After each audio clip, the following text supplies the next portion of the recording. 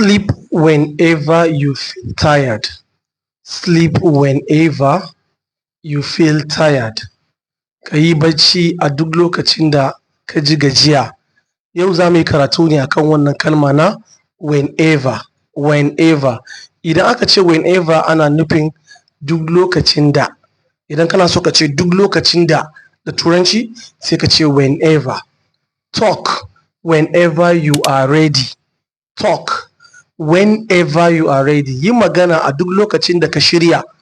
Yi magana a duk lokacin da ka shirya. Read whenever you have time. Read whenever you have time. Yi karatu a duk lokacin da kake da lokaci. Yi karatu a duk lokacin da kake da lokaci. Smile whenever you are happy. Smile whenever you are happy. Yi murmushi a duk lokacin da kake cikin farin ciki. Ka yi murmushi, fuskanka ya sake, ya yi irin abin dariya a duk lokacin da kana cikin farin ciki.